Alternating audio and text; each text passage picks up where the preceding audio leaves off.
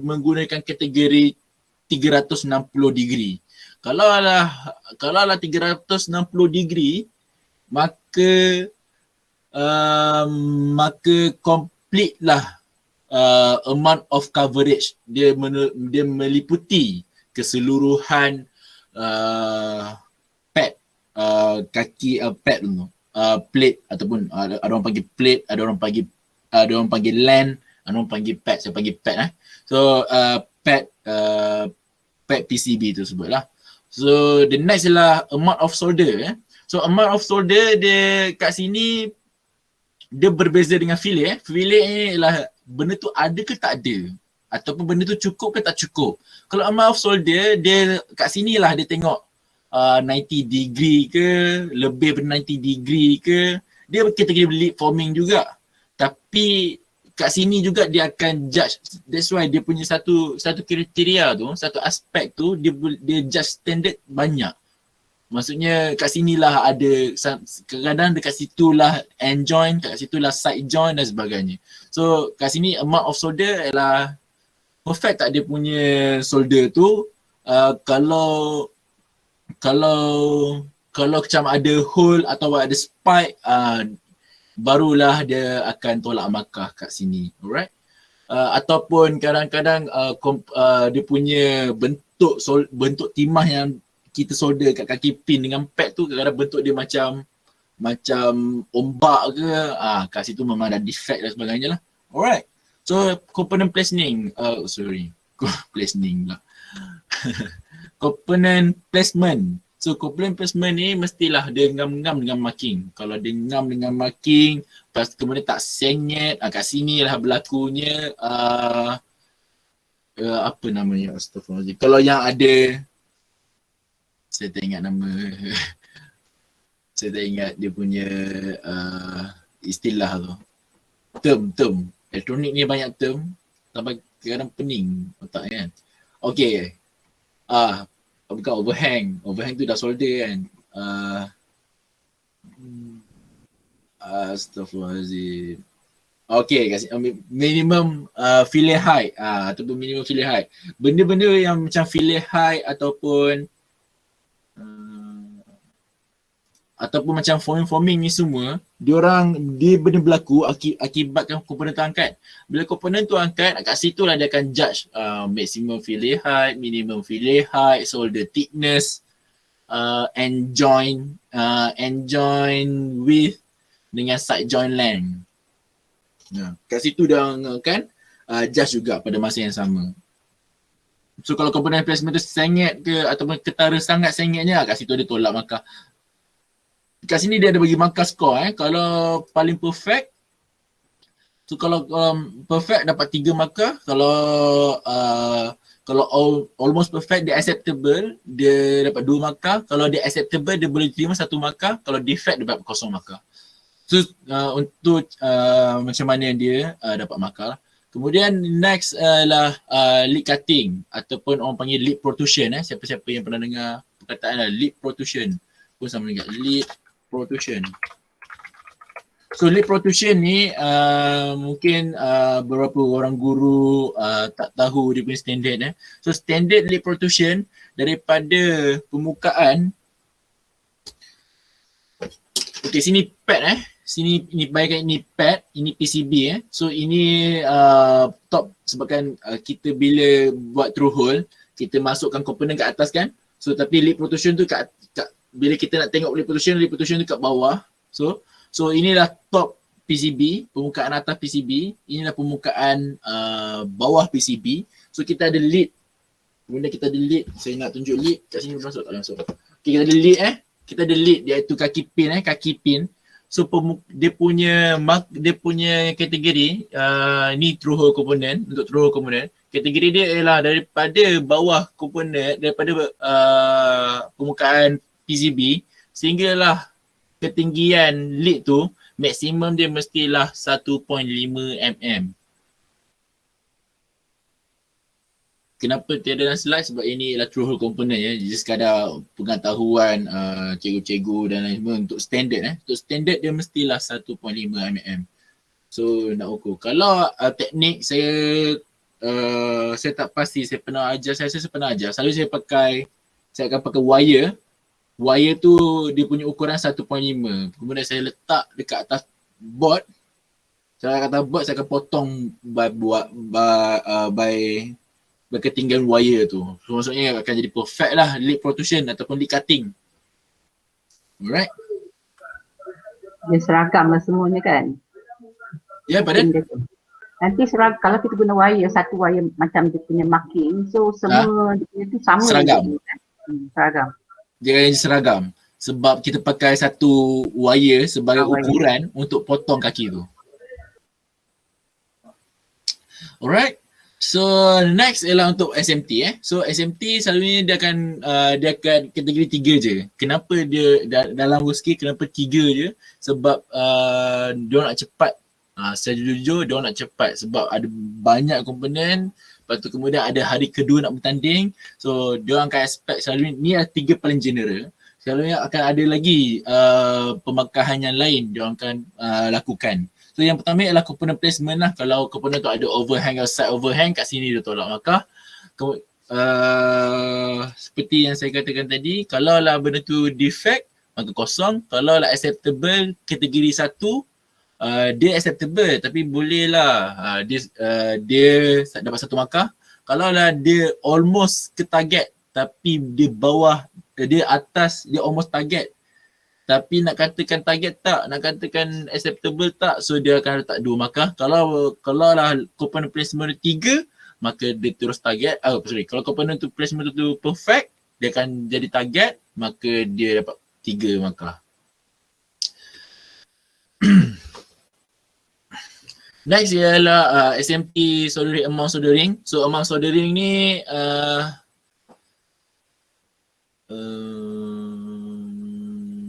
amount soldering ni, amount of solder ni ialah macam mana cukup ke tak cukup. Ada yang sedikit, ada yang tak, ada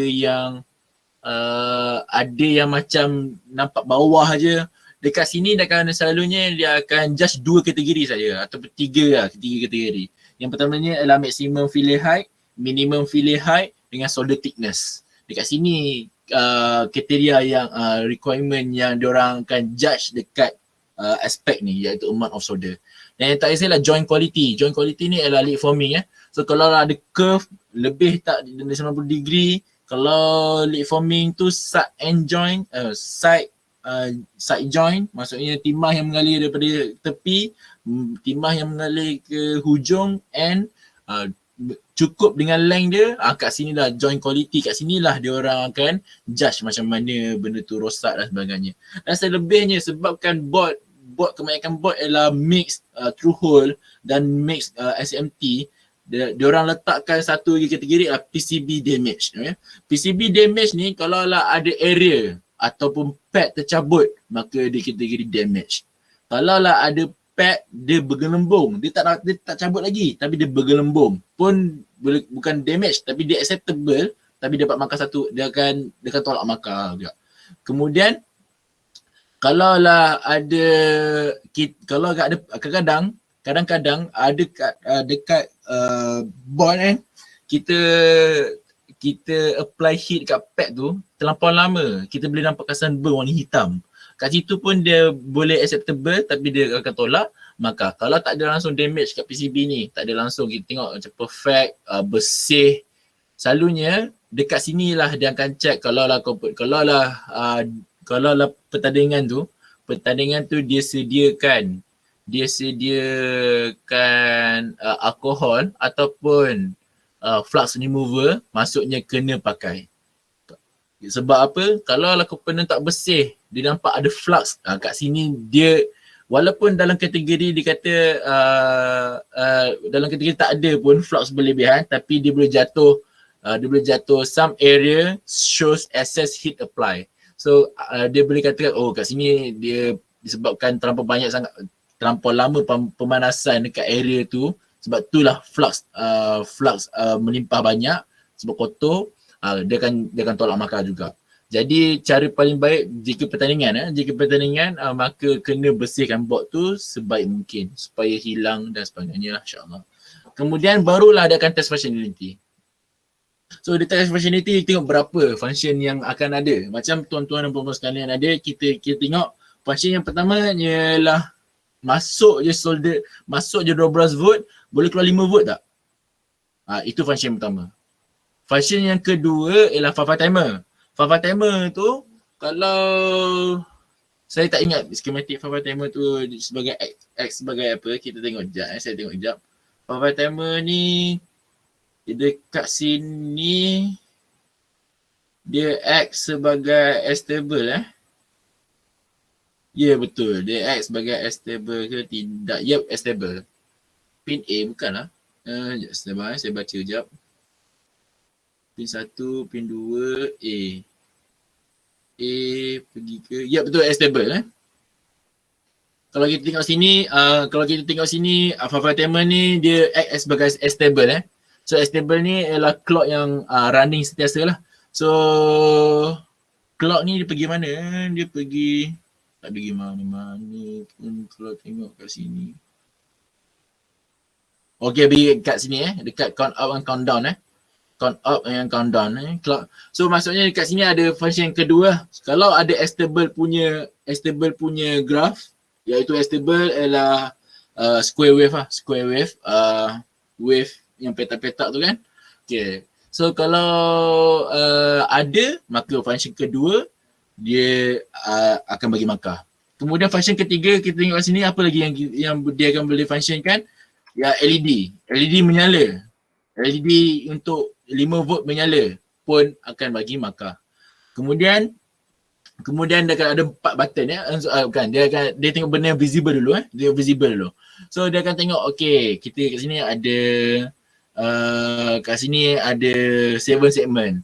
7 segment bila tekan display keluar tak nombor. Kemudian bila tekan sini dia sebabkan dekat sini dia kategori N dekat OR. Saya maksudnya function tu kalau tekan display, tekan up dengan down, function tak? Maka baru dikategori function. Kalau kadang-kadang kita tekan display kemudian tekan up tak function, tekan down pun tak function. Lepas tu dia ada problem ke apa ke, kat situ dia akan tolak markah. Kemudian button reset. Button reset pun kalau tekan reset kembali pada zero tak? Kalau ada, maka ada markah. Macam itulah dia punya macam mana. Kalau nak tengok functionality ni, functionality basically memang kena tengok schematic dan dia bergantung kepada hakim nak judge dekat mana functionalities. Tapi selalunya dia akan judge benda yang boleh nampak terlebih dahulu, barulah paling yang ke detail. Alright. Itu sahaja untuk pemakahan macam mana dalam pertandingan di marking, tapi setahu saya inilah paling general yang macam mana orang nak buat evaluation tentang tentang PCB tersebut. Ada apa-apa soalan?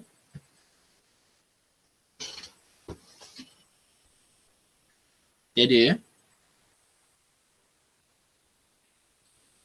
Alright. Sorry ada. Yep, boleh. Untuk whole lead cutting tu kan. Okay. Ada lead protrusion tu yang dia kan 1.5 mm. Okay, kita cut dulu ke baru solder ataupun solder dulu cut? Sorry aku macam Alright. Sebabkan ni tak apa, saya boleh share. Sebabkan IPC IPC dia mesti kalau yang dah cut tu ni IPC kalau ada yang cut tu, komponen tu timah tu mesti mengalir juga yang dekat cut tu juga. Itu syarat IPC. So, masa saya bertanding ketika peringkat nasional, saya solder baru saya potong. Tapi bila saya dah tahu tak boleh rupanya, saya akan solder dulu 2 point supaya komponen tak jatuh. Kemudian saya potong, baru saya solder semua. Saya akan potong semua kaki baru saya solder. Itu Okay, so yang terbaiknya macam yang Yus buat lah. Kita solder dulu part yang lain supaya dia tak gerak. Lepas tu kita potong, lepas tu baru kita solder. Betul, solder supaya sampai atas lah ya.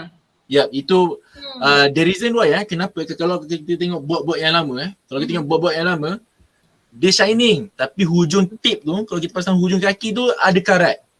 Oh ya. Sebab ada oxidation berlaku. Betul. Tu pasal IPC, IPC kata kita kena letak timah dekat lid tu supaya kita prevent oxidation, supaya board tu boleh tahan lama. Okay. So langkah berjaga, bukan langkah berjaga, dia punya cara paling terbaik ialah kalau lah komponen tu macam IC macam tu kita solder 2 point bersilang dulu supaya komponen tak jatuh, kemudian kita kalau IC tak payah potong kaki. Tak payah potong kaki, memang dia pendek kan. Sekejap, saya ambil contoh apa ya. Okey, saya ambil contoh ni IC regulator. Dia 3 kaki So kalau saya solder IC regulator, saya akan masukkan terlebih dahulu. Saya akan solderkan tengah-tengah dulu saya solder. Supaya dia tak jatuh Kemudian bila saya potong kaki, lepas saya potong kaki, saya akan solder dua pin yang lain. Kemudian saya akan solder balik pin yang tengah tu supaya dia timah tu kan lalu ke atas tu juga. Lalu atas yang kita potong tadi. Okey, terima kasih terjawab lah persoalan saya ni. Terima kasih. Ada soalan lain? Sebenarnya secara jujur untuk hari ni saya expect macam lama tapi benda yang saya nak share pasal evaluation ni sebenarnya dah habis dah pun. So basically memang semua saya dah cover dah untuk kursus ni untuk evaluation. Yes. saya. Ada nak tanya satu. Boleh. Tanya banyak kali boleh. Kita buat litar dah complete. Ada cara nak cantikkan kita coating tu, ada cara tak coating nak bagi cantik? Coating, lid forming? Ya. Okay, alright. Terima kasih tuan, saya boleh tunjuk pakai kamera. Kejap je. Saya ada seorang kawan ni. Can you send me work ticket? Can screenshot them and then yes to me.